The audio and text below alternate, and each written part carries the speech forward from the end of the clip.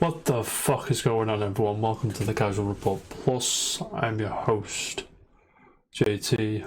No co-host today, solo show. We're going to talk about the slow and painful death of E3, Resident Evil 4, and the next Street Fighter game has got a release date. But don't forget, like, subscribe, share with your friends, do all that good stuff. But for now, let's get into it. I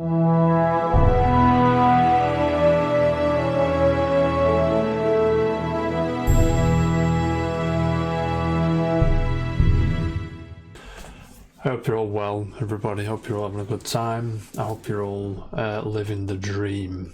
But let's start with what we would normally start the Casual Report with, what I've been playing and what I've been doing. I'm playing a little game called Thomas Was Alone. Never played it before. Can you believe that? Mr. Platformer. Mr. I play platformers all day. Thomas Was Alone's been on my backlog for about 5,000 years. Never played it until last night. Started it, played it, finished it. It's just, it's phenomenal. It's a phenomenal video game. Don't get me wrong. It makes you care about squares. Do you know what I mean? It's got a narrator in it as well, which sort of narrates the story going on. Who does a very good job of giving these cubes and squares characters. I feel their personalities. It's just crazy how so well it's done. Very well written, very well designed. It's very good. And it's about a £5, so you've got no excuse. I had no excuse, to be honest. No, I don't. Very good video game. Also, don't know if you saw it, Xbox stealth dropped a game last week, Hi-Fi Rush, and oh god, I'm blurring, sorry. It's very good as well. I know it's very good. I only play games I like. If I don't like it, I won't play it for longer than half an hour or so. It doesn't grab me. And this was right on my street. Quirky characters, interesting story, relatable story, you know, about a big corporation overworking people into the ground. Rhythm action game. The combat is, you know, easy to learn how to master. The cell shading looks fantastic. I played a little bit on the cloud, which, you know, is it's a rhythm game. Do you know what I'm saying? It's a rhythm game. So on the cloud, it wasn't too far back. Like, the lag wasn't too horrendous, but it is, you know what I mean, it's exaggerated a bit, if you will, because of the nature of the combat. It requires perfect timing to rock up them combos and do that damage and get that high score and all that shit, get the S rank, if you will. I'm not sure if you can get an SS rank like Devil May Cry. I'm obviously not good enough to get that yet, but who knows, one day. And also, GoldenEye. The greatest game ever made, obviously. Back in the limelight, back in the mainframe, thanks to, of course, Xbox, and it's on the Switch as well, the Nintendo Switch Online pass thing, the expansion pass thing, the N64 one, obviously. I mean, I don't want to shit on GoldenEye, and I'm not going to. I'll just say I'm glad it's here, I'm glad it's back, I'm glad people are having a good time. But it just shouts from the rooftops, oh, this'll do, sin a bit. I mean, I get games back from that era, where sort of the animations and things were tied to frame rate a bit, I believe.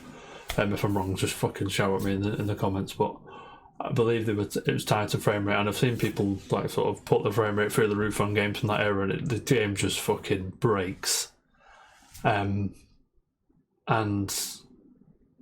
it's fine, it's 30, it feels great. On the Switch, you can't remap the controls, you have to fucking basically hack the system to do it, and I'm not doing that. I was playing the Xbox. It on the Xbox it plays.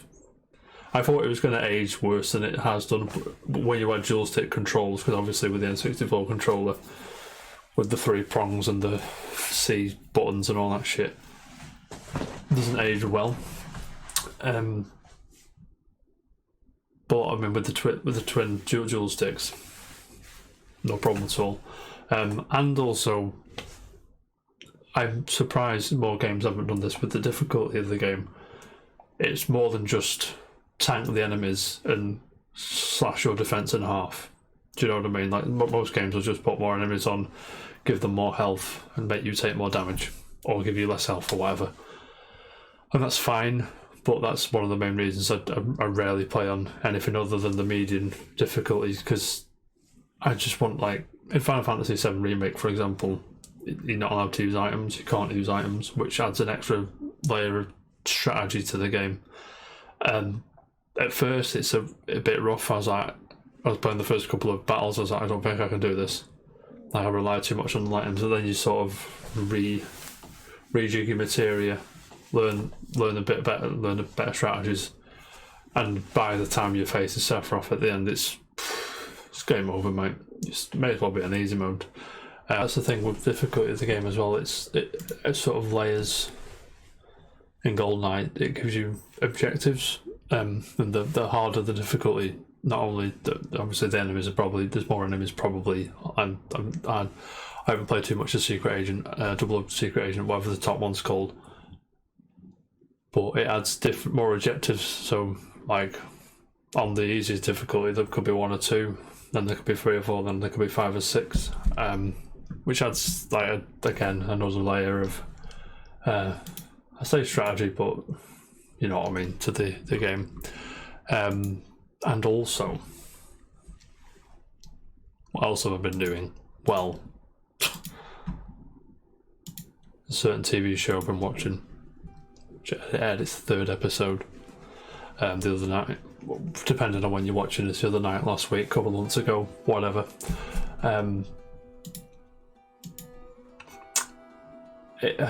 It was when episode 3,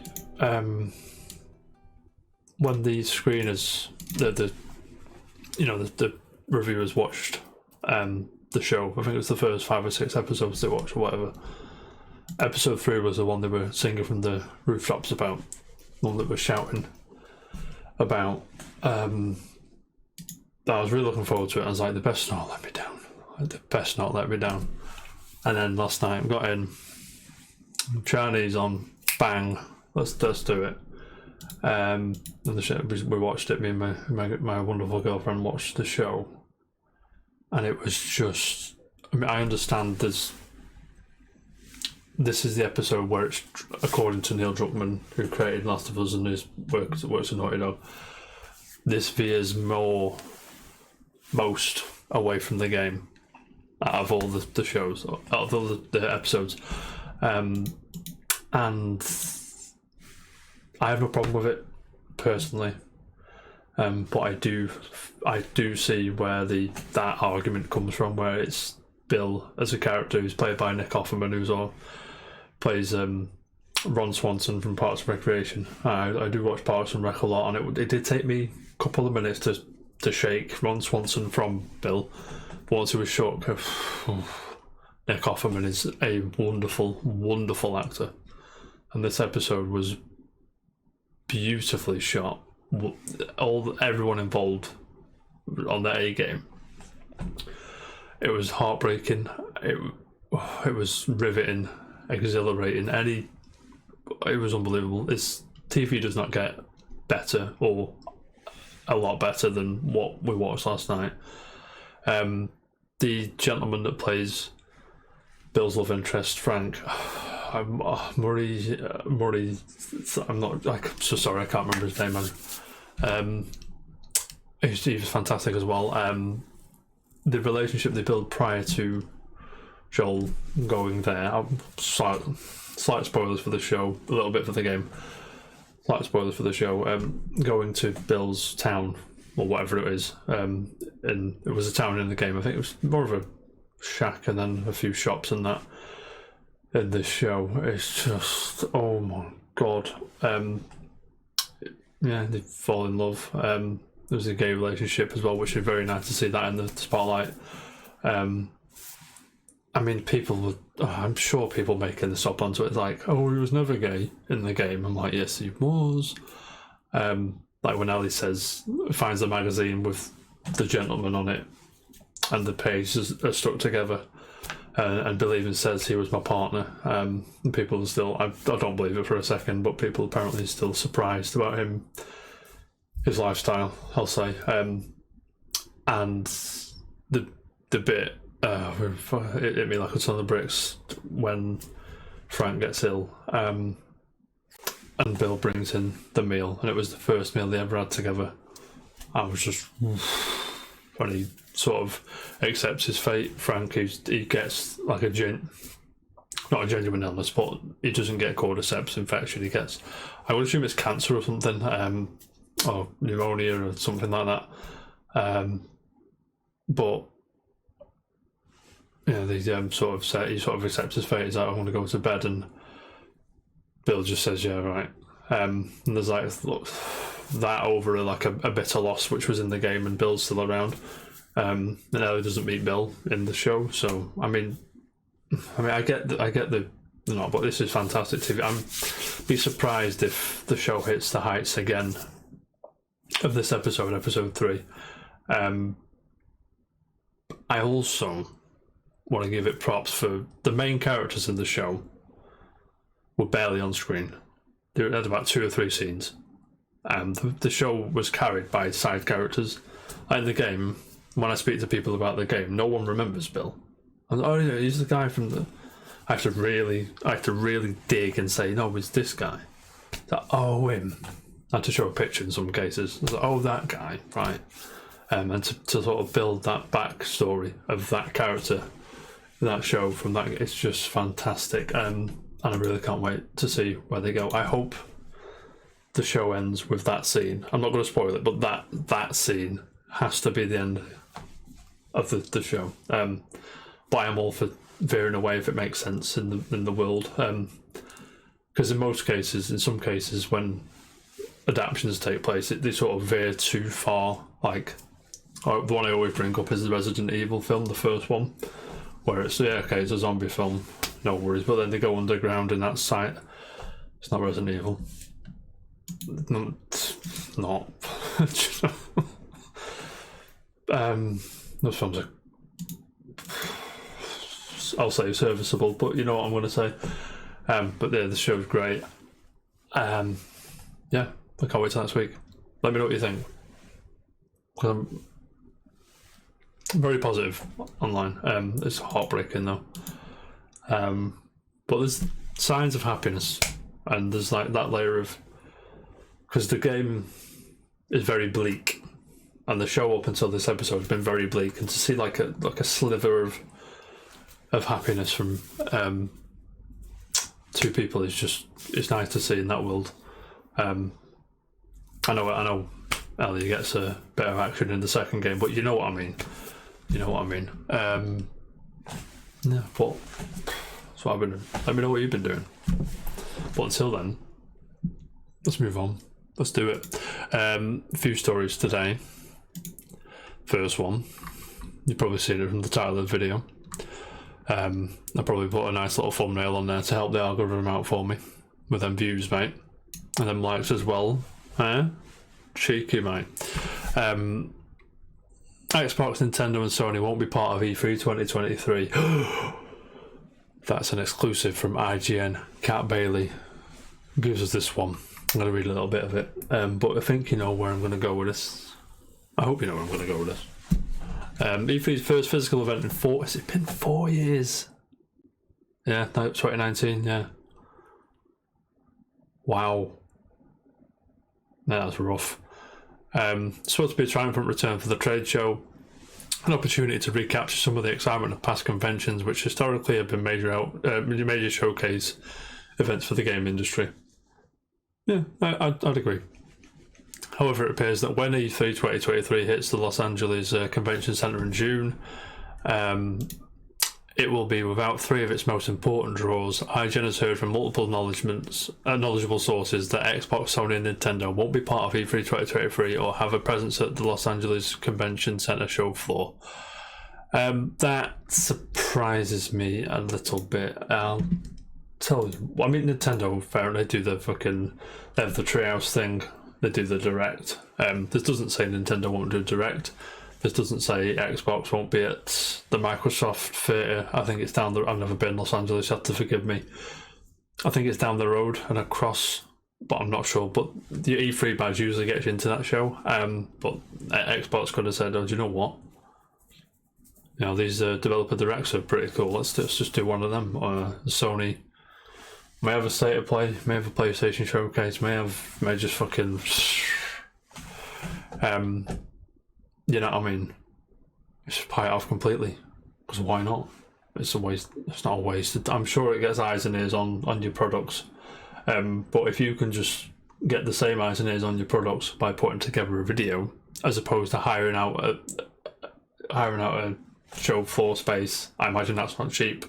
Hiring the people to look after the stuff, hiring, you know, doing the stage show, which again you've got to pay for lighting, a live band if you have that, refreshments, I don't know, whatever. I'm sure the actual venue will tell you them, but you know what I mean. Phil Spencer said to IGN last week, the platform holder is timing its showcase with E3 at the moment, convenient for press and even consumers at the event, which is on a Sunday, the Sunday before, the second Sunday of June, I think it is, usually. That's right, that is. Don't need to Google that. Meaning it's likely to roughly align with the event itself. Spence also stressed Xbox's public support for E3 and the ESA, which is the Entertainment Software Association. However, IGN understand that Xbox won't have a booth on the show floor.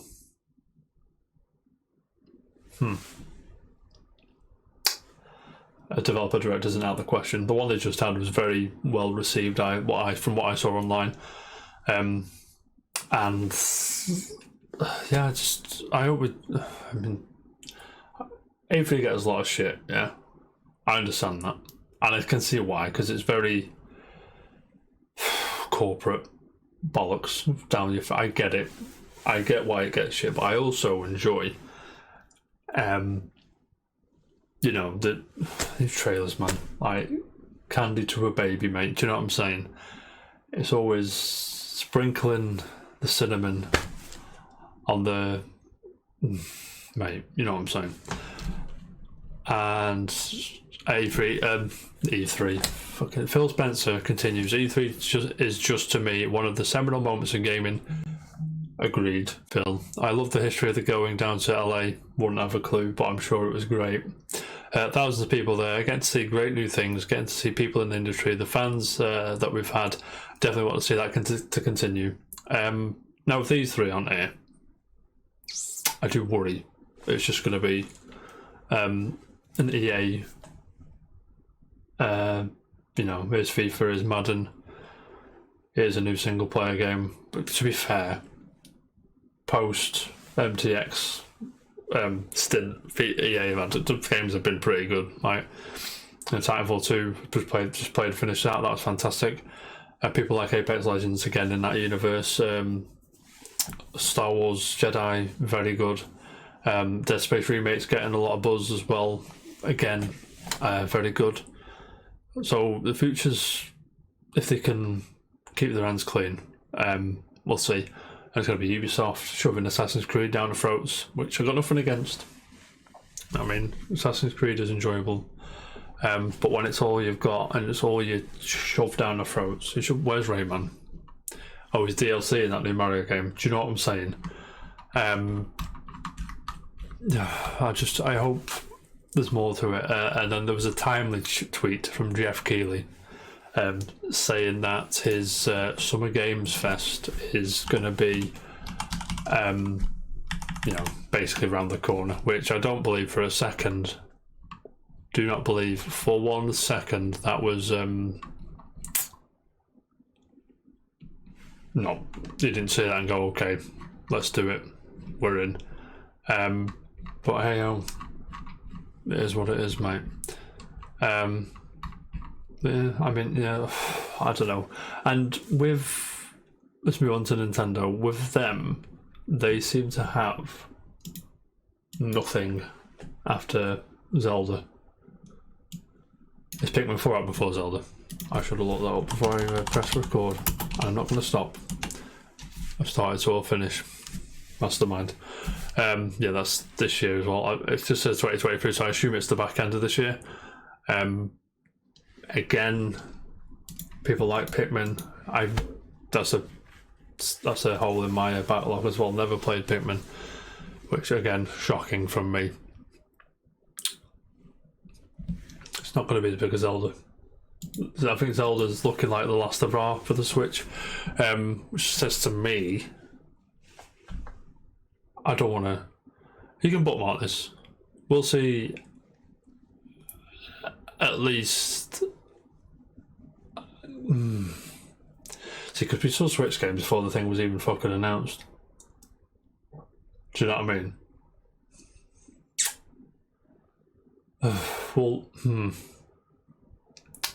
We'll get an announcement this year.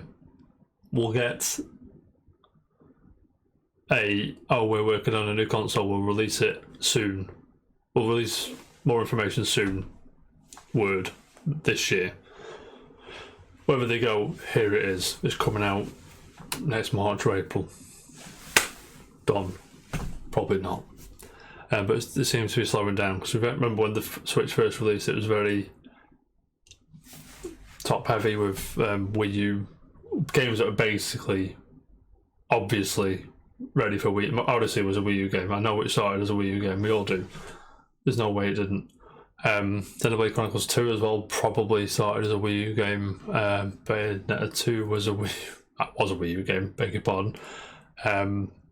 Sakurai just went dark like straight away. Smash Brothers came out within the first year and a half of the Switch. And so I could go on, but my mind's blanking, so I won't. And I seem to be slowing down a little bit. Obviously teams are working on Switch. I would just call it Switch 2. Switch 2 games. Do you think it's going to be called Switch 2, by the way? Switch 2, Super Switch? Or are they just going to throw a Wii out there and just call it something completely different? And do you think they should stick to the hybrid thing? Because that is one thing that is a selling point for me for the Switch. Like the hybrid. Like, is TV, bang. Oh, I want to go to bed. It's in a bit. Can take upstairs. Oh, there's a dock up here. Bang. It's on the TV now. That's a selling point to me and my girlfriend. Do you know what I mean? We don't have to fuck about. I hope so. Speaking of, there should be a direct soon, so I'm sure we'll react to that soon. And also, I'll move on to PlayStation. Fuck knows. What is their next game? Forspoken has just come out, I believe. It's looking likely it's Spider-Man in the fall. Is there anything in between? Nothing's shouting at me. Please let me know in the comments. Nothing's shouting at me. I don't know. Like, is it? Yeah. And there was also that that's, you know, that reel that Sony released with all the PlayStation 5 push starting to get more in stock. And also people genuinely believe, I'm not sure about this, to be honest. I'm not sure about this, but people are all over the fact that a potentially new Uncharted game has been teased in this sort of highlight reel of live action highlight reel. I'm just going to put it on the screen now for everyone. This is from VGC. I'm robbing this from. So obviously Spider-Man here. As he delivered a gang of criminals on something of a webbed platform. There's Aloy doing some stuff. And then there's God of War, Kratos doing some stuff. Batman T16, obviously, which is totally now coming to PC. Ratchet and Clank, blah blah blah. But Super Eternal, Callisto Protocol there. And that's there. What on earth was that? Or is it there? What's this? So an increase in activity. Do you believe that's a new Uncharted game being teased, or do you reckon they're pushing the Legacy Collection? It's coming out on PC. Is that on PC? It's out on PC now, isn't it? Whatever, they're pushing sales on that. Perhaps there's a new film in the works. Who knows? Time for that. I sure don't, mate. Hopefully Sony have some stuff. Nice to see like the smaller games. I played a bit of like Gravity Rush. That was good. Obviously Big Ribbon as well. The old PS1 game, the rhythm game again. And I'd love them to do smaller things, but they're gonna go games as a service all day long, every day. Do you know what I'm saying? So we'll see. Moving on though. But let me know what you think. Do you think of anything of Xbox, Nintendo, Sony, anyone else at E3? Do you reckon are you going to watch E3, get excited for it? Or are you a Summer Games Fest person? Let me know. Moving on. Resident Evil 4 is the cover game for Game Informer this month. I won't read too much of it because it's a paid thing. Just that 2005, who wrote this? Marcus Stewart, Game Informer, just a little blurb about the new issue, which can be seen here. Lovely. Actually looks great, by the way. It looks great. Like, I was a big advocate, like, you can't remake perfection, Resident Evil 4. I do believe it's a 10. If you want to put a number on it, it's a 10. It's fantastic. And he writes, Marcus does, 2005, Resident Evil 4 changed the face of survival horror. It did, I remember it. I was there. I bought that game day one, twice. Love it, mate. The game's phenomenal blend of action and horror combined with its revolutionary over-the-shoulder gameplay, which, by the way, doesn't get enough credit. Like Gears of War adopted that as well, and obviously there's a lot of other third-person shooters which sort of adopts that sort of off-centered camera angle, which again still used today.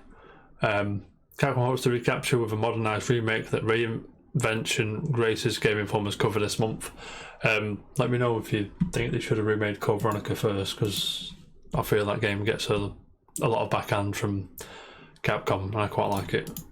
They visited Osaka's Capcom's headquarters in Osaka, Japan, to play Chapter 1 and 5 of Resident Evil and speak to its principal designers, including directors Yasuhiro Ampo and Kazunori Kadoi.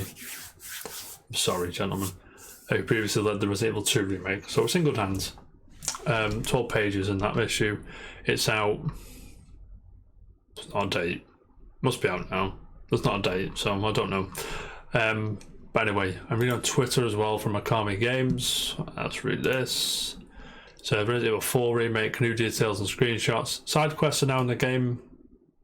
If you'd asked me if side quests were in the original game, I would have said I don't remember. Do you know what I mean? New enemies, new crossbow weapon, no quick time events, can carry multiple knives. Resident Evil 3 is used to command R3 is used to command Ashley. That's good. Resident Evil 3 then.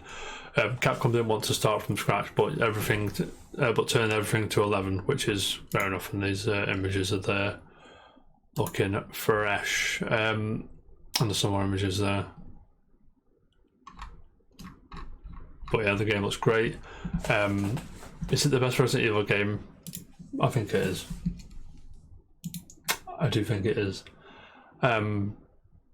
But let me know what your favourite is. Is it 7, 8? Have they sort of dethroned 4? Or you ever liked 4? Did you not like the tonal shift?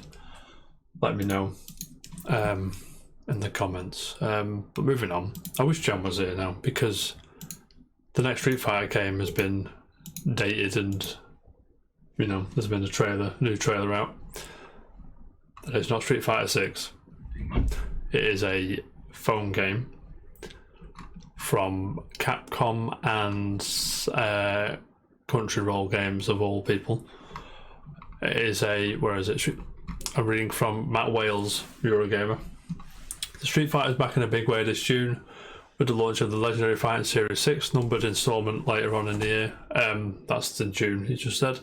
But it turns Capcom has more fisticuffs in store. It's now revealed Street Fighter Duel, a casual, in quotes, free-to-play RPG heading to iOS and Android in February. Get on that, mate. Street Fighter Duel, a collaboration between Capcom and Crunchyroll Games, features an original story in which players take on Seth, who, by the way, is, or ironically, one of my favourite characters in all of Street Fighter. Here he goes, become a part of me. And 4. And the logo is very Street Fighter 4, so I imagine that's where the Seth Shadaloo nonsense came in for this game. So take on Seth and the Shadaloo's army of mech clones using a 3-strong team assembled from 40 possible familiar faces. How many Street Fighter characters can you name off the top of your head without cheating? Let me know. There's representation from all across the series, like Ryu, Akuma, Kami, and Chun-Li, all confirmed as playable. There's a nice little trailer here. I'm going to put it on for you now because I'm nice. Let's have a look at this. Would help it was at the screen.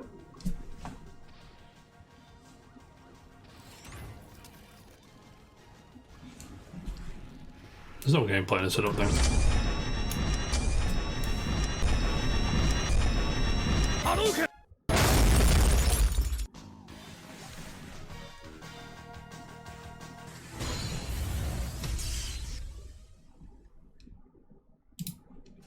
Look at that. No gameplay at all. Capcom says leveling characters unlocks new combos and signature abilities for use in battle. I'm sure that won't be grindy and free-to-play RPG. I'm sure it won't be. I understand it has to be a little bit because you've got to put food on the table, but you know what I'm saying. And those looking for something a little more competitive can take their team's line to go head-to-head with other players. Nice. Pre-registration is open via Google Play and iOS App Store in the UK and Ireland, the USA, Canada, Australia, New Zealand, and other select European countries, so have a look if you can. In-game currency is a thing, blah blah blah, yada yada yada. Is this the game that gets jamming on the mobile scene? I'm going to say no, as much as he loves the mobile games. But you know, it is what it is. Yeah, let me know if you're interested. I don't think I am. It's probably one of them games I'm going to pick it up, play it once or twice, put it down, uninstall it, never think about it again. I'll forget it exists, and then about 8 months down the line, it'll be like, "Oh, Capcom is closing Street Fighter Duel next month." That's going to happen. No two way about it. But let me know if you're hyped or whatever, because it is what it is, mate. And last-ish but not least, of course, Chris Scullion from VGC. So Sony has reportedly cut its PlayStation VR 2 launch forecast in half. Did you remember that PlayStation VR 2 is coming out? Could you be forgiven for not? Do you know what I mean? However, the article has been updated to say PlayStation has denied claims that disappointing pre-orders have seen it reduce production. I don't believe that for a second. You can't get this in the UK, by the way, from the PlayStation store. You can't get it. You can't go into Argos and get it, or Game, or I don't think it's on Amazon or anything in the UK. I think it's only available in the PlayStation Store. Let me know if I'm talking bullshit there, if you live in the UK and can find it elsewhere. Not that I've been looking, because I can't afford it and I don't have enough room. Sony have halved its launch projections for the upcoming PSVR 2, according to a report. Bloomberg, citing people familiar with Sony's deliberations, claims that Sony had previously aimed to ship 2 million PlayStation VR 2 units during the headset's launch quarter. Not a prayer in hell. Not a prayer in hell. That, you know they're being bullish there, right? Surely, because there's no way PlayStation VR 2 is going to sell 2 million in 3 months. I have to think what a quarter was then. 3 months. There's no way. Especially with a console that is cheaper than the unit, I think, or just about cheaper than the unit. A console that sold 10 or 15 million or something like that. There's no way. I'm sorry, not in this climate as well. Don't believe you. However, following what it's claimed are disappointing pre-order figures, Bloomberg sources say Sony shipment forecasts have been halved just to 1 million this quarter. According to the report, Sony has told a supply partner to expect a reduction in the number of orders for display panels and expect the shipments around 1.5 million headsets in 11 months between April and March 2023 to 2024. On an update, Sony has denied Bloomberg's claims, telling GamesIndustry.biz that it has not cut PlayStation VR 2 production numbers. The first claim, it's seeing enthusiasm from PlayStation fans for the upcoming launch, which includes more than 30 titles such as Gran Turismo 7, Rise of Cold Mountain, Resident Evil Village. I don't believe that for a second. Well, that's PR jargon. I do not believe that for a second. You want a job at the Everton board, mate? That chat absolute shit. PlayStation VR 2 will launch February 22nd. Is it that close? $540, 600 euros, or 530 English pounds, whatever you fancy. There's also a $600, 650 euro, or 570 pounds bundle, which includes a PlayStation Store code for Horizon Call of the Mountain. I mean, yeah, that's about it, right? That should come with something like the Wii did, like, you know, like the fucking Move thing did. I think the Move came with that sport thing, didn't it? I don't remember. So initially kicked off PlayStation VR 2 pre-orders in November, making them available in select regions on an invite-only basis. I mean, if they say that it's been well received, I'm sure the PlayStation, Mr. PlayStation, you know, resident PlayStation expert Jam probably have something else to say about this, but I don't believe it's. I'm more than happy to be pretty wrong on this, because I love. My wish is for everything to do well, because then that excels everyone to make the best possible games that we can all sit around and play, and more about it on the internet. It's all good though. I'm all about it. PSVR 2 will also see ports of PSVR 1 Classic Res Infinite, which will feature eye tracking and haptic feedback, and Tetris Effect. Played that for the first time the other day. Not in VR though. On a screen, like a peasant, mate. It was fantastic. Which will also support the unique PSVR 2 features. Both games will be available as upgrades for $10 or €10. I imagine £10 as well, it doesn't say. Though anyone choosing not to upgrade will be unable to play the previous version on PSVR on the PSVR 2 because it's not backwards compatible. Can you believe that, sucker? I can't believe that, mate. I don't know how I feel about PSVR 2.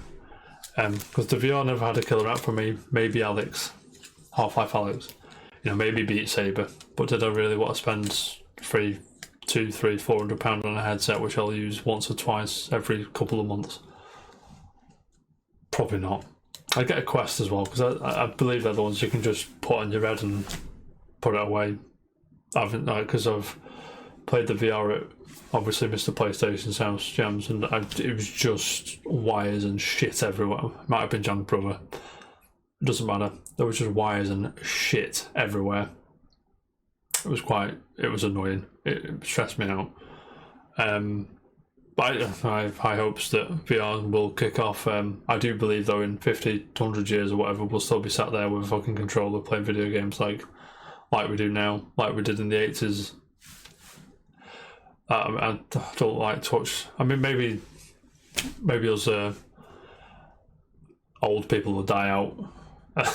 Well, when we die out, then we'll advance that way, and it'll be considered weird to sit around with a controller. But I don't know about what you think or whatever, but I feel, you know, controller.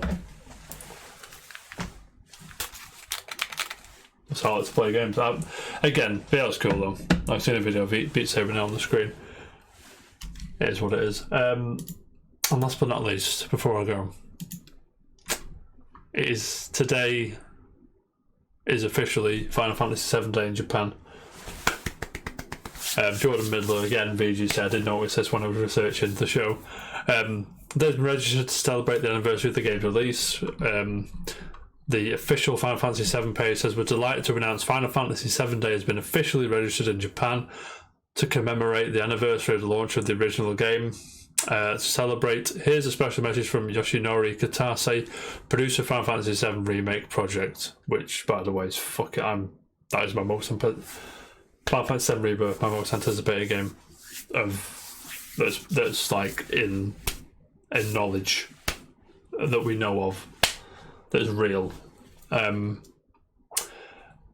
he says the 31st anniversary, 31st of January 1997, the day Final Fantasy VII came out was not just a significant day for the Final Fantasy series, but also marked when so many big things started moving for those of us who worked on the game.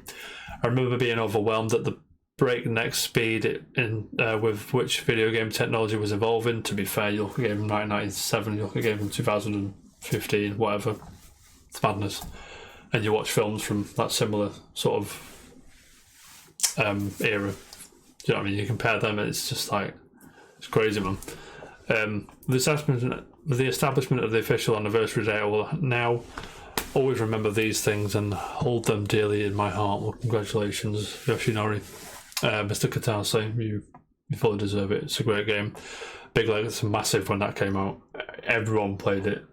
Even like the sport gaming people played it. Like they played Skyrim. Skyrim probably the more recent one. And obviously Elden Ring since then. I'm sure there's been in between ones as well, but they're the ones that stick out for me, which everyone fucking played. And you couldn't go 5 seconds talking about games. Oh, I played a bit of FIFA, play a bit of Madden, I played Final Fantasy VII. Of course you did. It was fantastic. For the time, it was good. Again, to be that guy, not my favourite PS1 one. Fucking good, man. It deserves its praise. It does. And I'm really looking forward to Rebirth. But it is what it is. But that is everything, ladies and gentlemen. Thank you so much for watching today. If you made it this far, you deserve a medal. Don't forget, like, subscribe, share with your friends. Let me know what you thought about anything we spoke about today. You want to talk about anything, follow me on Twitter. Where's the things there? And I'll see you. I might do a stream this weekend, but if I don't, I'll see you on Tuesday for another casual report. Peace.